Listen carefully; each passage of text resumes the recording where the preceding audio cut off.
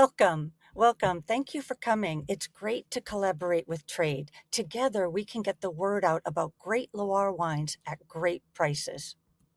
This is an important webinar because consumers continue to show a strong interest in crisp white wines. Sauvignon Blanc is a leading grape in that category, and we're here to highlight lesser-known Sauvignon Blanc wines from the Loire. There is so much beyond the well-covered Sancerre and Puy-Fumé. It's time to meet the neighbors and get to know other quality PGI and PDO wines in the region, giving you and your customers more choices.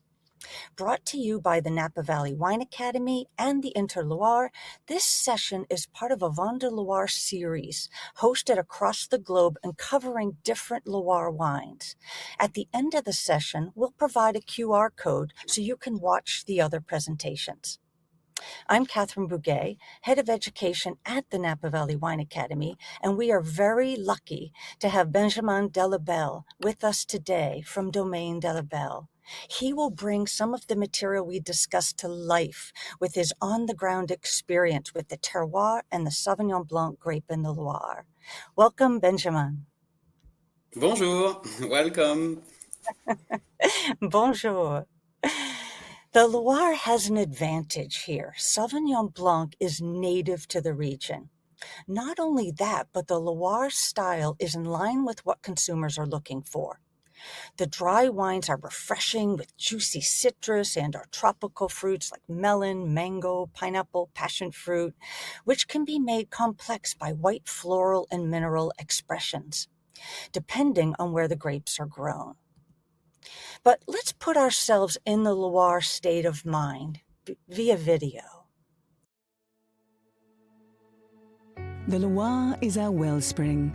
The multiple identities of our wines reflect its character, free and wild. For 2,000 years, the rich geological characteristics of the land have been absorbed into our know-how. The Loire proves that the volcanic and oceanic terroirs produce different flavors, and that combining them brings out a natural beauty. Contact with it stimulates infinite inspiration. Through the Loire, we have become a bridge between vineyards and landscapes, designated as UNESCO World Heritage Sites, a bridge between popular and more exclusive estates, between the varying shades of reds, rosés, and whites, between sparkling and sweet wines, between simple and more complex wines. By drawing the riverbanks closer to each other, we produce an immensely rich array of wines. It's important to us to promote this subtle balance with sincerity, because openness to others, the curious and the initiated, is our true nature. The Loire is much more than just our source of inspiration, it is the bedrock of all our creations. By learning every day to adapt and to preserve its environment, we achieve the unique harmony of Loire wines, the wines of a lifetime. We just witnessed the green beauty of the Loire, and there is a quality wine appellation covering the whole region, the Val de Loire PGI. To give this some perspective, the PGI covers territory from the west by the Atlantic, where you find Muscadet, all the way east over to Cher, where you find Sancerre, and over to Nièvre, where you find Puy-Fumé. This numerous grape varieties are grown across this region, including Sauvignon Blanc, but also red, rosé, and sparkling wines are all made in this PGI. Of course, when you have a larger appellation, you generally get some very consumer-friendly pricing, and for the style that the U.S. consumer and others are currently big fans of. Generally, the Val de Loire Sauvignon Blanc wines are dry with lively acidity, this zing of acidity, citrus fruits such as lime and grapefruit, hints of honeysuckle, maybe even some black currant leaf, and a mineral expression. Here's a great example of a Val de Loire wine. While we're not tasting wines together today, I want to point out something here for when you do taste this wine. This wine from Vignoble Cagné or another Vin de Loire PGI wine. First of all, it's 100% Sauvignon Blanc. And while it's a PGI wine with less restrictions on its production, the producer took time to macerate a portion of the skins, 30%, and the wine matured on its lees for 6 months for added texture and complexity. This is a third generation business, and the Cognier family is committed to certification and for environmental practices and sustainable viticulture practices. I mean, this all for this amazing PGI wine. So I'm really looking forward to you tasting a Val de Loire PGI wine. When we talk about, there are a lot of details on this page, but the main takeaways when we talk about the PGI is that it covers, 11,000 plus acres. So there's land to be had. There's wine to be had here. And the PGI produces 33 million bottles with approximately 1.3 million imported into the US. The largest percentages of that, 64%, is white. In general, again, wine to be had, and at prices that, if you were to do a quick search for retail prices, you can find them for under $15. So, under $15 wines, a great offering for those who love crisp Sauvignon Blanc wines. As we dive deeper, we will see diversity amongst the Sauvignon Blanc wines made in the Loire. Why? Why is there diversity in the Loire? Many of the reasons are the same as for the overall diversity of styles in the Loire, because the Loire makes fantastic reds, rosés, sparklings, and whites from dry to famous sweet wines. First of all, the Loire is France's third largest in vineyard size, after Bordeaux and the Languedoc. And it is the longest the longest wine region in France. This allows for different climate zones. With the ocean at the western edge, you have maritime influences, including westerly winds that diminish as they travel along the length of the region. And so there's climate changes from to maritime, semi-continental, and then off to full continental. Different grapes grow different, in different microclimates. And of course, the same grape can show differently when grown in different climates. Let's call on Benjamin. Benjamin, you worked in New Zealand and in the south of France, but settled in the Loire for producing wine. What about the Loire drew you in? We spend a lot of time in the vineyards, so temperature and climate is very important. And during working in the south of France, it was too hot because I come back from north of France, and I see that temperature and healthy walking, it was very important for me and very good in Loire Valley with this Mhm. influence of the ocean. So for your working day, the climate was Yeah, for the working day outside, and also as it for the grapes. I think both Mhm. is important. Yeah, no. Thank you for sharing that. Well, we're going to be coming back to you with a number of questions. So when we Perfect. combine, yeah, thank you, Benjamin. So, and also we combine that with influences from the Loire River, the longest river in France, as well as its tributaries, and the grapes and or the wine styles change with the growing area. I find it fascinating, for instance, that in a vineyard area by a river in the Loire, right, where you get misty mornings, followed by sunny afternoons, the Loire produces some of the world's most famous botrytis sweet wines. Yet another area not too far away where there's greater air circulation and less humidity, the Loire produces a concentrated dry wine, the Sauvignon, with great complexity. So the grapes you plant and the styles created are influenced by the likes of winds and rivers. I just love that correlation. And if that weren't enough, there are soils. There are many different soils here, and different grapes have different affinities to grow well or show different characteristics in different soils. It would be a complex class on its own to study the soils of the region, but in short, you've got the massives, and you get ancient soils, hard rocks like granite and schist. And then you have the Parisian Basin, where you find lighter limestone or tuffeau, which is the famous chalk. But the main thing is, grapes are influenced by the soils they're planted in. You can track the varied soils across the region.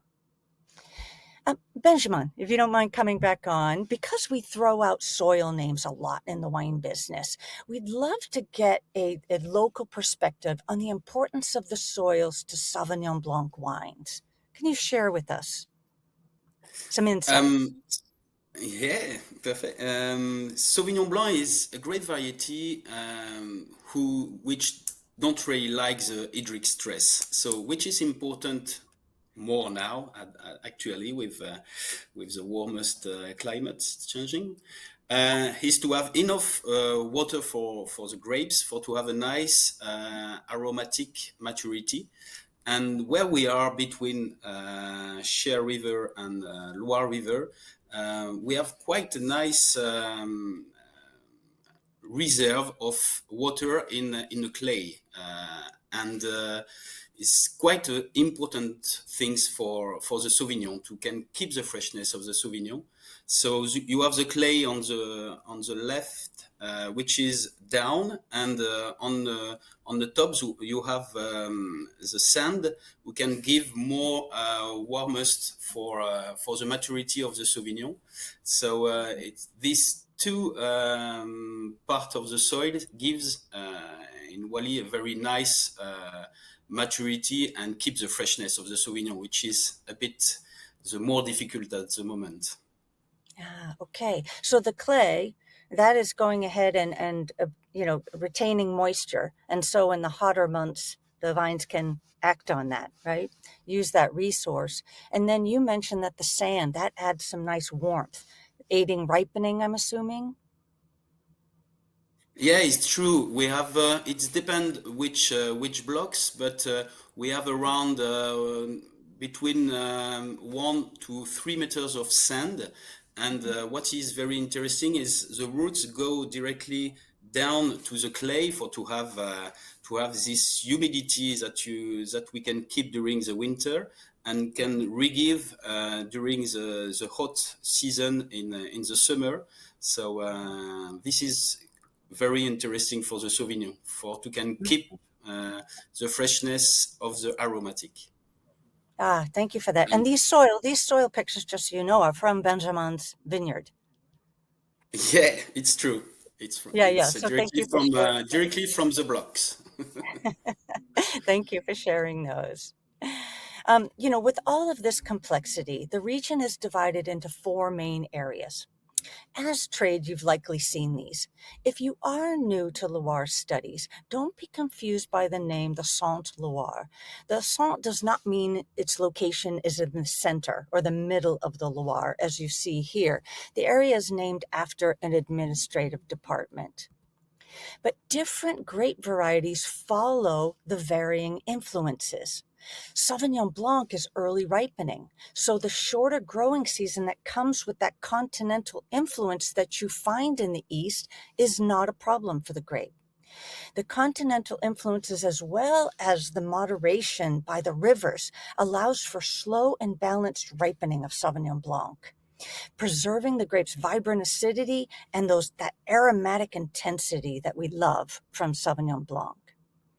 And although Sauvignon Blanc and the Eastern Loire have a great affinity for one another, even in the Eastern Loire, there's varying river influences, hills blocking certain weather, different soils, all allowing for different characteristics in the Sauvignon Blancs made here. Let's explore the different expressions of Sauvignon Blanc with a lens still on the lesser known gems that we can introduce to your customers. And again, with a view towards the style of white wine that consumers are looking for.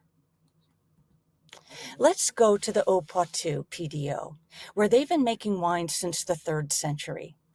The PDO is south. You could see here where Chinon is. Many people know the Chinon Cabernet Franc, between Saumur and Touraine, technically a part of Anjou and Saumur. The vineyards sit on a plateau at altitude, so about 260 to 400 feet-ish, with some of the hills going up to 500 feet. 83% of the production is white wine. Sauvignon Blanc is the key grape, but Sauvignon Gris is also grown here. The wines can either be varietal or blended. But that Sauvignon Gris, also called Fillet Gris, is a pink-colored grape. It's a clonal mutation of Sauvignon Blanc. The general style that we find here is fresh, with some white floral and yellow fruits like juicy peaches, along with like a Meyer lemon citrus. If you're not familiar with the Meyer lemon, it's a sort of a riper, really fragrant lemon. They grow here in the west of California where I am, and they're just luscious citrus. And a touch of tropical, like passion fruit. This wine is so delicious with like some sautéed shrimp. I love to saute my shrimp in a little olive oil and then get some fresh rosemary. Oh, but anyway, seafood in general is so fantastic with this wine. Let's talk about this Haut Poitou wine from Domaine Latour Beaumont. The Morgot family established the winery in the 1860s, a continuing family business and way of life. For customers who seek, winemakers and producers who farm sustainably, the Morgots farm organically and sustainably. What does HEV mean when it comes to environmental certifications? It translates to high environmental value. So if you're not used to seeing that, there are different certifications, environmental certifications, and this is one of them.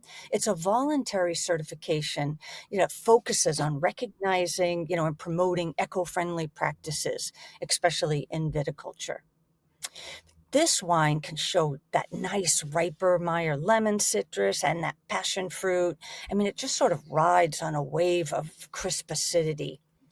Again, family-owned wineries being, careful in their farming practices and keeping alive a business decade after decade, that so resonates, with me. Okay, let's go ahead and continue into Touraine. You can see most of the vineyards are situated on the slopes overlooking the Cher and between the Cher and the Loire rivers. Interestingly, the climate in Touraine, where maritime and continental meets, allows for different grape varieties. In the west, with lingering maritime weather, later ripening grapes are planted, red grapes are planted there. Whereas in the east, where we've got those continental influences, early ripening grapes like our Sauvignon Blanc do well. Again, Sauvignon Blanc in an earlier ripening, is an earlier ripening grape. And so the shorter season is not an issue. The climate there, moderated by the rivers, allows for that slow ripening and the development of flavors while keeping that acidity we love about Sauvignon Blanc wines. And again, the aromatic intensity. So let's go ahead, and there's a little bit of history here we'd love to share. Look, vineyards began to expand in 372. 372. To me, of course, to Americans, that's astounding. With the founding of a monastery in the region. And then, of course, then it became a playground for noblemen from Paris. They built their splendid gardens with their massive chateau. Famous artists were associated in the region. I mean, this is an area to visit. If you have not visited, Touraine and the outer area, or even if you have not visited the Loire, it is just a stunning. I feel like the whole region is just a garden. Here, when we talk about the Touraine PDO, 64% of the wines are white, and the key grape is Sauvignon Blanc. You might see Chenin Blanc and Orbois are also grown here, but they're used for lightly sparkling wines. So if you do see those and you say, those are generally for lightly sparkling wines. So when we talk about the general style of the Touraine, we've got aromatics. We've got great aromatics, very fruity and fresh. We can see beautiful citrus. We can see the riper Meyer. We can even see tangerine, mandarin tangerine. We can start to see some tropical fruits, right? Some mango, some melon, some pineapple, a little passion fruit. Lots to be had here in this wine. Like I said, when I go to the aisles, when I'm in France, pluck, pluck, I'm so excited to see all the Touraine wines available. One wine to consider is from a century-old company. The owner, Paul Buisse, retired and sold to his friend because his friend was in the family, was in the wine business since the 1700s. The farming is organic and sustainable. And the wine is aged on its lees, no malolactic fermentation to retain that freshness, selected yeast, all with an eye towards careful growing and winemaking. The producer, I have to share this, it was fun, going to their website and learning a little bit more. And the producer shares this about visiting the winery. This quote, "Every moment is a garden of flavors and escape," as well as this one. "For centuries, a delicious grape has been cultivated here, as well as a sweetness for life." Good stuff.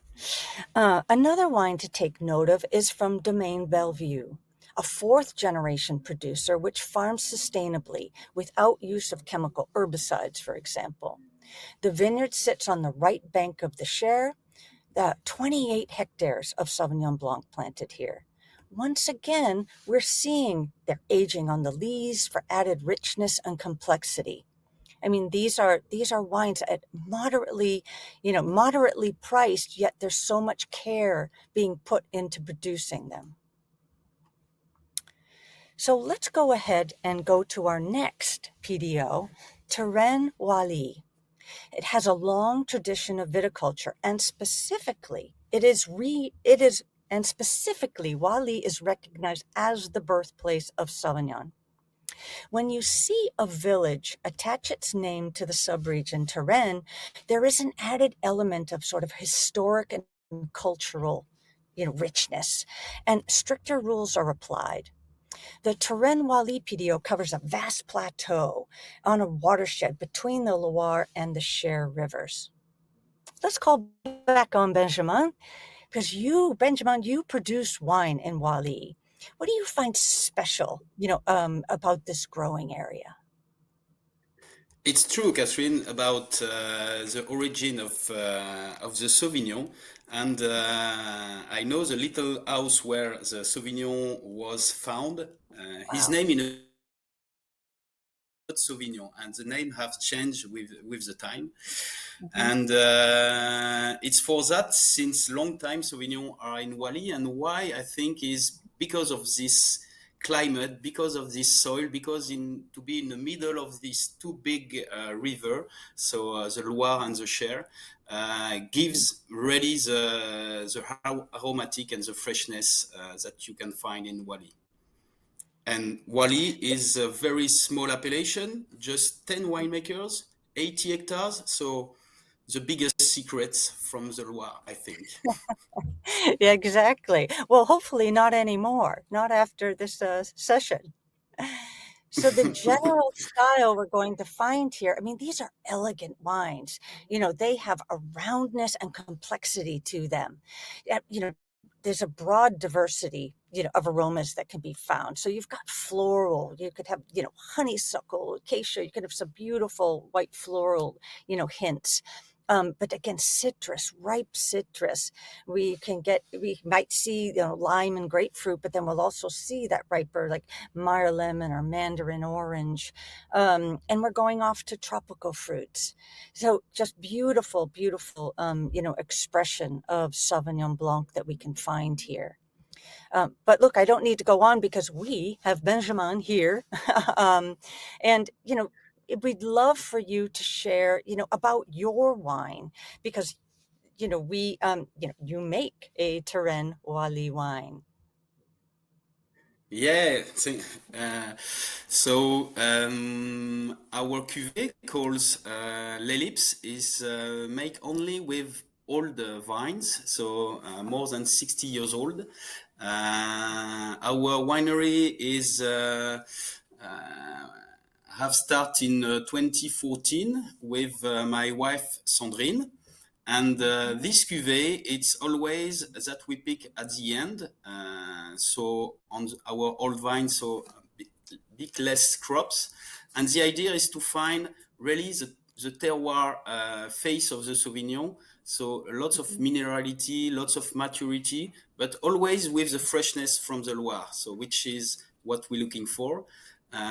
So lots of volumes, but always a long length at the end. So it's really how we try to do. So we work in organic since the beginning, and we are really proud to be the first vineyards in organic in Oisly. But now it's good. With the 10 wine growers from the appellation, half are in organic also. So it's really why we have started our winery. It's because it was in this terroir.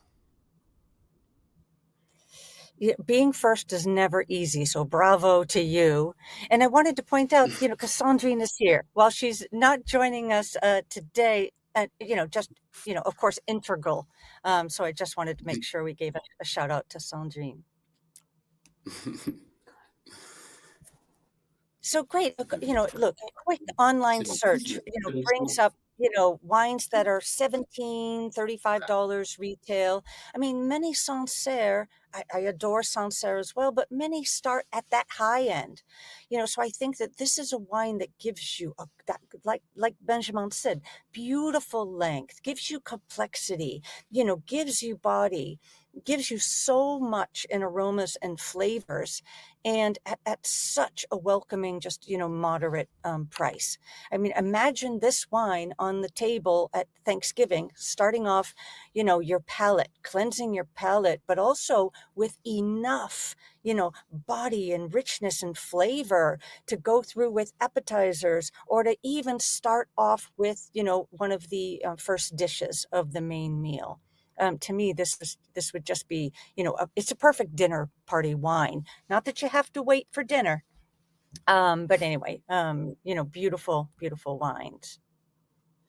So let's go over and step off in our last PDO that we're going to cover today, the Touraine Chenonceaux. This PDO stretches across hillsides on both banks of the Cher. The famous Chenonceaux Castle is here, but the PDO is named after a celebrated river. And here there was an important quest for quality. You can see here the general style of the wine. I mean, intense aromatics, white floral, ripe fruits, still citrus, for that freshness.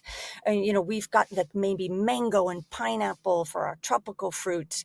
I mean, there is a long length here in these wines as well, beautiful with complexity, the length, and the full flavor and aromas and intense aromatics, a wine that's giving you so much. Another quick wine search, I love to do those, just, for retail, shows, I did find a $15 wine, but I think generally the retail, like 20, 25-ish is what I just saw online. And for a Sauvignon Blanc stunner, again, another wine to start off a dinner party with a bang, it to me is sort of a no-brainer. A wine to try from Touraine Chenonceaux is one from Chateau de Cancy. The Cadar family, from generation to generation, has been working the land here. I mean, since 1960, and they're certified organic. Average vines are, I think, 55 years old. They're aging on the fine lees with batonnage, right? Stirring every week, for at least 6 months. This wine has a total of 12 to 18 months aging. So we can expect some great complexity here. I can't wait to try this wine. I'm sort of expecting that the fruit's going to be more confit, more concentrated. But again, I know it'll have vibrant, pineapple, vibrant, tropical and citrus. I want to sort of just sum up, because we've talked about so many great wines here. I just want to sum up, like, these are wines showcase to our customers, to my students. We want to share these wines. Yes, they're made in the style that people are looking for, right? That crisp Sauvignon Blanc style, but they give so much. And if you go from the Val de Loire's crisp, the Val de Loire, I keep if you go from the Val de Loire's crisp citrus and floral notes to the Haut Poitou's juicy peaches and mandarin with that zing of acidity throughout, Touraine's citrus and riper fruits with a hint of maybe floral like honeysuckle, Oisly's balance of richness and freshness with great complexity and broad aromas, onto Chenonceaux's full body, intense aromatics, long finish. I mean, there is so much to be had here. I get excited when I talk about the full, breadth of wines that we can offer and share, with our customers. So why did we leave the number crunching facts to the end? Well, first of all, we thought you'd have wine in front of you and you'd be busy tasting. But look, you're in the trade. I think a lot of you love to see these numbers. You might appreciate these numbers so you understand Loire wines in the larger context. I mean, here you have general facts you can find, on the Vin de Loire website, or you can take a screenshot. But many different, fun facts here. I think, you'll see here under the area, 85% of the land is under organic farming or environmental certifications.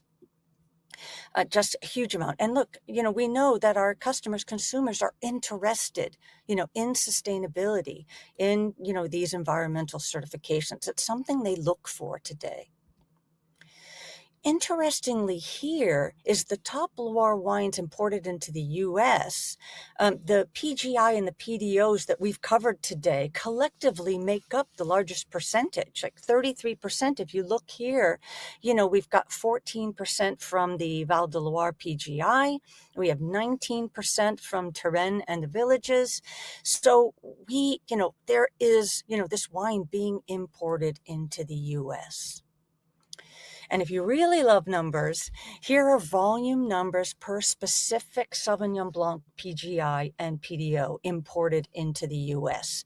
So you can see the different numbers here for Touraine, for Val de Loire, the Haut Poitou, Touraine Chenonceaux, Touraine Oisly. And here, we have, last but not least, over 8 million bottles of Loire wines are imported into the US. I think it's important to know that the wine is available in the US for us to be able to share, with your customers. I would love to go ahead and bring Benjamin back on and give him a big thank you for joining us today. I mean, you just brought the material to life. Benjamin. Yeah, thank you, Catherine, for this moment. It was a pleasure. And Sandrine come back, so yeah. Is Sandrine with you now? Ah, Yeah, the bonjour enologist of the Sandrine. winery. Ah, Bonjour. bonjour. Oh, thank you so much for what you added today. We shared you via photo with the group, but very, very excited that you brought your material, the details, on the climate, on the soils, on the Touraine Oisly PDO, helping to bring that to life. So thank you so much for being here. You're welcome, Catherine. Thank you. So what I would like to share with you now, we have a few QR codes, so I can leave this up on the screen for a minute, but if, you would like to share, something about the experience of the webinar today, we'd love for you to go ahead and share that. And we also have a QR code for watching the other seminars. As I mentioned, this is part of a series, of the Vin de Loire different wines covered by different educators across the globe. So very exciting to watch, other presentations discussing other wines. So let me bring on. Oh, Catherine, we do have some questions if you have time. I would absolutely love to answer some questions, please. Okay, so it was a bit of a common theme, and we saw it at the end when you mentioned that there's 85% of the Loire have the some kind of environmental certification. Could Benjamin speak to, what he does in his vineyard, because we know he's organic, and what he does with, the challenges, I suppose, of going organic, but also what he feels that does to his wines? Yes. Great. Yeah, Benjamin? so Yeah. yes, for me, organic is the base because for me, it's really a work with the weather, with the soil, and you have always to change your practice because of changing of weather or things like that. So some years is quiet, some years is very difficult. Like 24 was very complicated, and 25 was just simple. But for the wine, for me, it brings lots of complexity, lots of tension in the wine. It's really very different because when you see your analysis, you always see that when you are in organic, your pH is a bit more down, so it gives really a long and straight in your wine. So it's the vision that I have from the organic way. And again, being first, to do so. Yeah, I think, I'll tag on too that, look, the region, is 85% either organic or with an environmental certification, and they plan to be 100% by 2030. I mean, this is incredible. And I think it really speaks to, consumers. They care about this. So thank you for sharing that. Any other You're welcome. questions, Stephen? Yes, the first one, Catherine, could you go back to that QR code? We didn't quite have enough time to. There we Yes. go. So Yeah, for the other evidence. that was easy. Now there was, I think you mentioned it a little bit earlier, but this the growth of Sauvignon Blanc and the different appellations. But what is the fastest growing Loire appellation for Sauvignon Blanc? Okay. Well, the Touraine PDO is just, 1.6 million bottles, are produced. And so I think it really is the visibility of Touraine. And again, that the Touraine is giving you, this is, this region produces still wines with ripe citrus flavors and into tropical, made complex with some floral and mineral expressions. I mean, these are wines that our consumers are looking. It's a style they're looking for, and that is the big sort of appellation that's available for sale. Thanks, I like Catherine. these. Keep the questions coming. Two other things. The first one, can we see the other QR code Yes. on the previous slide? Excellent. And then finally, this is for both you and for Benjamin. If we were to think of some really safe food pairings to go with these Sauvignon Blancs, what would they be? What would be your go-to? Ooh, do you want to start us off, Benjamin? For me, the first things is Touraine Sauvignon and Touraine Oisly. The best way is just a glass for aperitif, but during the aperitif, you can, for me, continue with lots of all of the fish food, all of the sea part, and even with nice salads and aspergillus. We are also a place with aspergillus here in Oisly will be the best. Now I'm getting hungry. I think, Also, I love the seafood that Benjamin mentioned, but crustaceans. Oh my goodness, so good. That crisp acidity against the richness, that like Dungeness crab can have or lobster can have, but also just sort of bridging that mineral bridge, with oysters. If you have, a Loire, a Touraine, Sauvignon Blanc, or any of these wines with oysters, I think they'd make a great accompaniment. Some of those wines that we discussed, like the Touraine Oisly and the Chenonceaux, and they have this richness and roundness. I think you could match those with sort of baked, or fried chicken, really poultry stews. I think they will even match up to some game, hens. Oh my God, that would be such a great dinner, party to have sort of hens and then show one of these, rich, beautiful Sauvignon Blanc wines that have this lovely roundness and richness and complexity.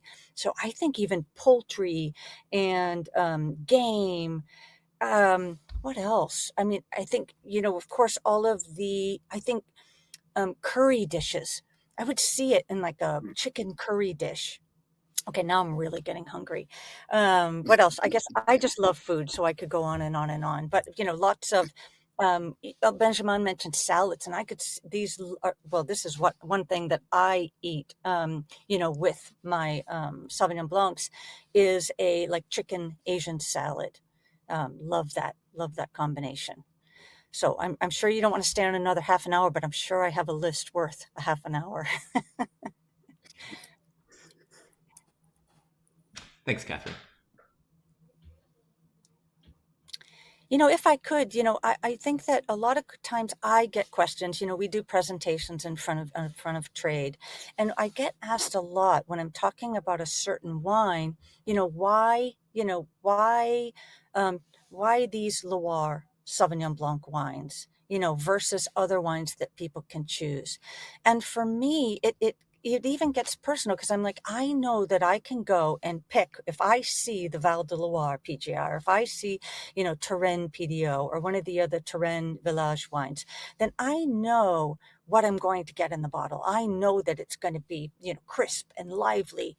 I drink California Sauvignon Blancs, but you don't know what you're going to get, right? Your customer doesn't know, is this one that has oak influence? Is it not? Is it, there's many different styles available. Yet, when it's Loire Sauvignon Blanc, you know what you're going to get. You know that general style that we've been sharing throughout this session. So it makes it so much easier.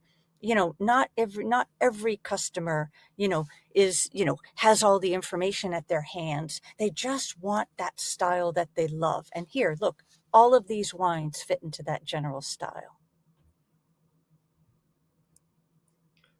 And Catherine, just finally, will be an email sent out after this, the thank you email, and we'll include distributors of these wines as well, because we know a lot of people will be keen to get their hands on these wines after this. Yes, yes. We love to email. So yes, absolutely. You'll get a follow-up after this session. And thank you again for joining us. We know as trade, you've got a lot of things, pulling at your schedules. So we really appreciate you being here. And a big thank you to Vin de Loire and the Interloire.